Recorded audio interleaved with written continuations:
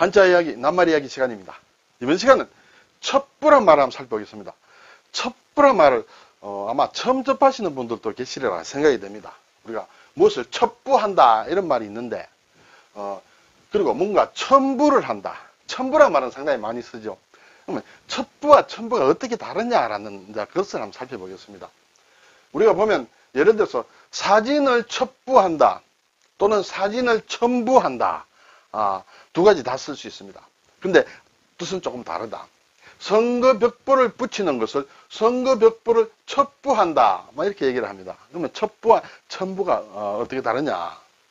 그리고 보면 우리나라 법에 이런 게 있습니다. 인지, 수입인지, 인지 첩부, 첨부 및 공탁 제공에 관한 특례법 이런 것이 있다. 여기서 또 마찬가지로 첩부와 첨부가 어떻게 구분이 되느냐 이런 것을 살펴보겠습니다.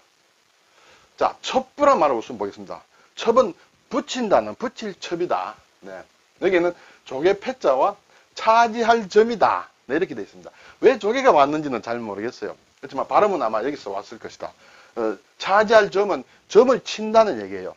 점 친다. 그것이 차지한다는 의미로 된다. 왜냐하면 점을 치고 나면 그 점괘가 있죠. 그 점괘는 내가 차지하는 것이에요. 그래서 차지한다. 그렇게 돼 있어요. 차지한다는 것은 한 자리에 있는다는 것이에요. 그렇죠? 그러면 그래서 점령을 한다. 점유를 한다 할 때. 그래서 한 자리에 있는다는 것은 어디에 붙는다는 그런 뜻이다. 부는 이제 줄부 또는 붙인다. 어디 무슨 물건을 붙인다 할 때 아마 그런 의미로 쓰인다. 그래서 사람 인자와 마디촌. 마디촌은 손을 뜻하죠. 손으로 사람에게 무엇을 주는 것을 얘기한다. 그것이 첩부다. 그럼 여기에 이제 붙는다라는 그런 뜻이 있다. 그럼 이와 비슷한 첨부. 첨부는 더할 첨자. 예. 앞에 첩부는 붙는다는 뜻이고 첨부는 더한다. 붙이는 것과 더하는 것은 조금 다를 수 있겠죠. 경우에 따라서는 뭐 비슷할 수도 있겠습니다만. 그래서 더한다. 물을 더한다. 일단 그렇게 보겠습니다. 여기 더럽힐 첨자가 있다. 그래서 발음이 왔다. 이렇게 보고요. 그리고 부는 이제 붙을 부다. 앞에서는 첩부할 때는 줄부자였어요. 그렇죠? 줄부자인데 왼쪽에 좌부변이 또 있다. 뭐 어쨌든 붙는다라는 그런 의미로 우리가 뭐 부착을 한다. 부속품이다. 할 때 이제 이것을 쓴다. 자, 그러면 이제 첩부와 첨부가 또 어떻게 다른지 한번 보겠습니다. 예. 첨부부터 먼저 보겠습니다. 우리가 첨부에 더 익숙하기 때문에 주로 문서나 안건 따위에 다른 대상을 더하여 보낸다. 자, 서류를 보낼 때 이 서류도 넣고 이 서류도 넣고 이러한 몇 가지 서류를 첨부를 한다. 주된 서류가 있으면 거기에 백데이터로 예를 들어 무엇을 서류를 붙인다. 그럴 때 이제 첨부해달라 이렇게 되죠. 네. 또 내일까지 자기 이력과 관련된 문서를 파일에 첨부를 해서 제출해 주십시오. 요즘 이제 인터넷 시대다 보니까 예전에는 이런 게 없었는데 이제 파일 첨부라는 말이 이제 요즘 쓰이죠. 그전에는 주로 서류를 첨부한다는 것은 붙여서 같이 보냈는데 꼭 풀로 붙이는 것이 아니라 동봉해서 그렇죠? 동봉해서 함께 보내달라 할 때 이제 많이 쓴다. 이것이 이제 첨부다. 우리가 알고 있는 그렇죠? 그러면 첩부는 뭐냐? 발라서 붙인다. 뭘 발라서? 풀을 발라서 딱 붙이는 것이 쓸 첩부라고 한다. 이렇게 되죠. 여기 첨부는 풀로 이렇게 딱 붙이지 않아도 돼요. 함께 이렇게 보내면 첨부가 되는 것이에요. 첨부 서류가 된다. 그렇지만 첩부는 풀로 발라서 그 자리에 발라야 될 자리에 그걸 붙여달라 이런 얘기예요. 종이나 헝겊 따위에 풀을 발라서 붙이는 것이 첩부다. 구멍이 난 곳은 창호지로 첩부를 해라. 이런 예문도 있었습니다. 가장 쉬운 얘기로는 예를 들어서 편지를 보낼 때 우편을 낼 때 편지 봉투 앞에 이렇게 우표를 붙입니다. 우표를 붙이는 것은 첩부다. 우표를 첨부한다. 첨부는 아니에요. 우표를 예를 들어 첨부해야 될 경우에는 어떤 서류를 넣고 거기에 우표 몇 장을 더 추가로 넣어둔다. 왜냐하면 또 반송하는 경우도 있기 때문에 그렇죠. 그쪽에서 회신을 할 경우에 그걸 붙인다든지 여러 가지 목적으로 봉투 안에 우표를 몇 장 더 넣어달라 또는 사진을 몇 장 더 넣어달라 이럴 때 첨부한다. 동봉을 해달라 이런 얘기가 되겠죠. 그래서 첨부와 첩부는 다르다. 예를 들어 사진을 첩부한다는 것은 어떤 예를 들어서 이력서가 있을 때 여기에 이제 사진 붙이는 난이 있죠. 사진을 첩부하라는 것은 여기에다 풀로 붙여달라는 얘기예요. 사진을. 그리고 예를 들어서 사진을 첨부한다는 것은 사진이 총 4장이 필요한데, 한 장은 여기다 붙이고, 3장은 첨부해달라. 추가로 달라. 동봉해라. 함께 봉해달라. 그런 얘기죠. 그렇게 된다. 이렇게 되겠죠. 그래서 두 말이 다 쓰일 수는 있다. 그렇죠? 예를 들어서 선거 벽보를 첨부를 한다와 첩부를 한다. 자, 선거철이 되면 이제 벽보를 이렇게 각 지역마다 붙입니다. 선거 구별로. 그렇죠? 그러면 이 벽보를 만드는 곳이 있겠죠. 중앙선거관리위원회가 될지 잘 모르겠습니다만 거기에서 이렇게 문서를 냅니다. 이걸 보내면서 이것을 각 지역 어디에다 붙여달라. 떨어지지 않게 붙여달라 하는 것이 첩부다. 그러면서 이 선거 벽보를 어디 중앙에서 각 지역 선거구별로 보내야 되겠죠. 문서로 보내야 되겠죠. 문서 한 장을 하고 뒤에다가 예를 들어 가지고 30장을 보낸다. 50장을 보낸다 할 때 30부를 첨부한다. 30부를 첨부해서 보내니 그것을 가지고 각 지역에 첩부를 해달라. 이렇게 되겠죠. 그래서 첨부와 첩부는 이렇게 확실히 구분되는 그런 낱말이다. 이렇게 되겠습니다. 그래서 첩부란 말은 별로 쓰진 않습니다. 네, 그렇죠.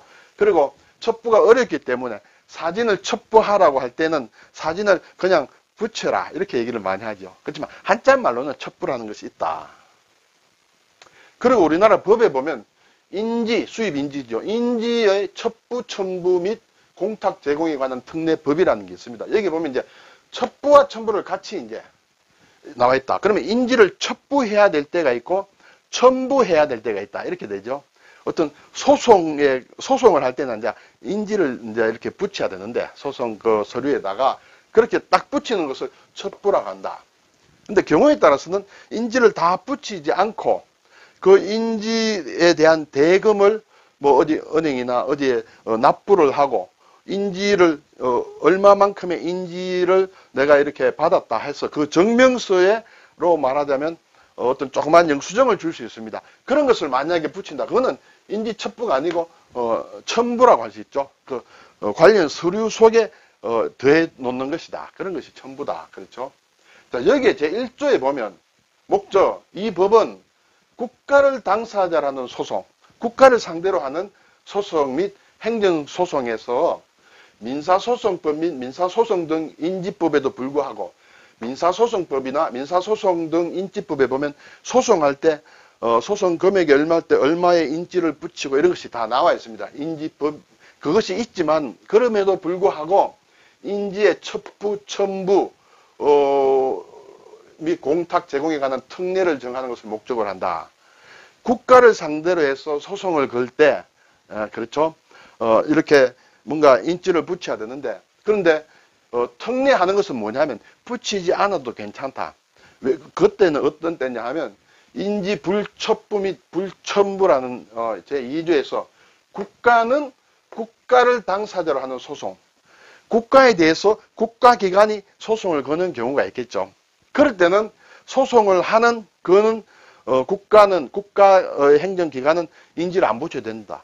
왜냐하면 그 국고로 들어가기 때문에 어차피 국고로 들어가는 돈이기 때문에 인지는 국고로 들어가는데 또 나라에서 인지를 사서 할 필요가 없다. 그럴 때 이제 면제해 준다는 그런 것이에요. 그래서 인지를 붙이지 아니한다 이렇게 되어 있습니다. 자, 그럼 어쨌든 여기에서도 첨부와 첩부라는 이제 말이 나온다 이렇게 되죠. 그러면 이 어려운 말이 이 법에 들어가 있다.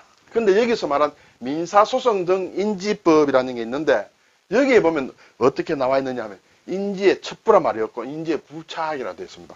이 관련된 어떤 조문을 전부 보면 인지를 첩부해야 된다가 아니라 인지를 붙여야 한다 이렇게 쉽게 적어놨어요. 그런데 이 법에 근거한 해서 국가를 상대로 소송할 때는 인지를 붙이지 않아도 된다 하는 그 법에서는 인지 첩부, 첨부 이런 표현을 했다. 그렇죠? 같은 내용의 어떤 행위인데도 이렇게 붙여야 한다. 그리고 또 첩부 이런 식으로 좀 달리 돼 있다는 것을 그냥 여러분들께 말씀을 드립니다. 네. 어쨌든 첩부와 첨부가 다르다는 것은 그것을 제가 강조를 드리고 싶습니다. 자, 붙을 첩 또는 붙일 첩, 붙거나 붙이는 것, 그렇죠? 이것이 이제 첩이다. 근데 우리 국어 사전에 첩자 하나를 딱 살펴보면 이 첩 나오면 약봉지에 싼 약의 뭉치를 세는 단위다. 그렇죠? 약봉지에 산 약이 한 첩이다, 두 첩이다. 네, 그렇죠? 약봉지에 약을 넣었을 때 몇 개이면 두 개다, 세 개 됐으면 두 첩, 세 첩 이렇게 되죠. 그래서 이것을 세는 단위다. 주로 이제 한약을 할 때 많이 하죠. 한약이 몇 첩이다 할 때. 자, 그러면 이제 첩이 있다. 그러면 그 위에 단계는 제라고 한다. 예, 제. 한약 한제, 두제. 그렇죠? 이건 벨제자를 한다.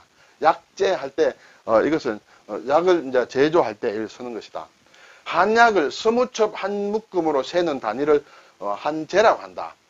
때로는 그만한 분량으로 지은 환약, 예, 알약이죠. 환약 따위를 이르기도 한다. 몸이 약해서 보약 한제를 지어 먹었다. 그것은 보약 한약 20첩을 지어 먹었다. 이렇게 되겠죠. 그래서 그때 이 첩이라는 것을 쓴다. 그래서 그러한 약을 첩으로 이렇게 딱딱 묶어놓은 약을 첩약이라고 한다. 첩약. 그리고 분을 바르는 이렇게 바르는 패드 같은 그런 것은 분첩이라고 한다. 분첩. 그렇죠? 바른다, 붙인다 그런 뜻이에요. 이 첩약이라 할 때 약을 이렇게 쌉니다. 한약 같은 걸 보면 그렇죠? 보통 보면 이렇게 딱 사각으로 된 종이 한지 같은 데다가 약을 이렇게 넣고 싸죠. 이 종이를 약복지라고 한다. 약복지. 약봉지가 아니고 봉지는 이제 봉투 같은 것을 얘기하죠. 약복지. 약을 싸는 그래서 약복이다. 이것은 보자기 같은 걸 뜻한다. 그래서 싸는 종이 같은 것을 얘기할 때 약복지. 약복지에다가 한약을 싼 그것이 한 첩이다. 이렇게 되겠죠. 자, 비슷한 게 생긴 것 중에 이제 문서첩이다. 수근근자를 넣으면 문서 같은 걸 얘기한다. 수첩이다 할 때 이렇게 쓴다. 수첩. 사진첩이다 할 때 이렇게 쓴다. 그렇죠? 예. 이 첩하고 이제 달리 생각해야 되겠죠. 그리고 공명첩이다. 옛날에 조선시대 말에 이제 후반기에 들어오면 이제 서로 벼슬을 막 사죠. 예, 그리고 족보도 사고 벼슬을 살 때 공명이다. 이런 명이고 이름을 적는 첩인데 빌공자예요. 네, 빌공자. 어떤 벼슬을 해놓고 이름 나는 비워둡니다. 이름 나는 그 사는 사람이 자기 이름 적어 넣는다. 그게 공명첩이다. 네, 그렇죠. 자, 첨자. 네, 첨부할 때 더할 첨자는 이제 첨가한다. 네, 첨언한다. 말을 덧붙이는 게 첨언한다. 첨삭을 한다.